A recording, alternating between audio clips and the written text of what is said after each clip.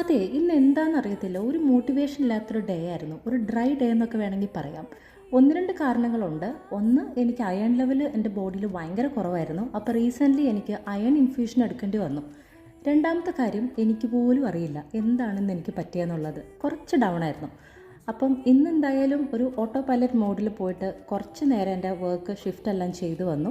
അപ്പോൾ എനിക്ക് ജിമ്മിൽ പോകാനേ ഇന്നൊരു ഇൻട്രസ്റ്റ് ഉണ്ടായിരുന്നില്ല. പക്ഷെ ഞാൻ എന്നെ തന്നെ പുഷ് ചെയ്ത് ജിമ്മിലെത്തിച്ചു. അപ്പോഴാണ് എനിക്കൊരു കാര്യം മനസ്സിലായത്, കുറച്ച് നേരമൊക്കെ സ്ട്രെങ്ത് ട്രെയിനിങ് ചെയ്ത് കഴിഞ്ഞിട്ടുണ്ടെങ്കിൽ നമ്മുടെ മൂഡ് തന്നെ ലിഫ്റ്റായിട്ട് വരും എന്നുള്ളത്. ചിലപ്പോൾ നമ്മൾ പറയാറില്ലേ, നമുക്ക് നല്ലൊരു മോട്ടിവേഷൻ്റെ ആവശ്യമൊന്നുമില്ല ചില കാര്യങ്ങൾ സ്റ്റാർട്ട് ചെയ്യാൻ വേണ്ടിയിട്ട്. അങ്ങനെ ഒരു കാര്യമായിരുന്നു ഇന്ന് ഞാൻ വർക്കൗട്ടിന് പോയത്.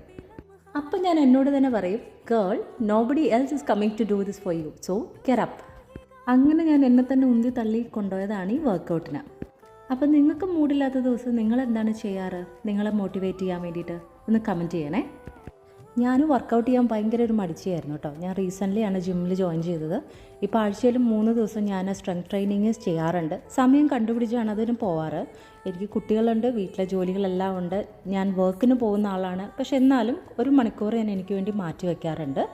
അപ്പോൾ മൂടില്ലാത്ത ദിവസം സാധാരണ ഞാൻ എന്ത് ചെയ്യും, ഓക്കെ ജിം ഒഴിവാക്കാം, ഇന്ന് വീട്ടിൽ പോയി കൗച്ചിലിരിക്കാം എന്നാണ് എൻ്റെ തോട്ട്.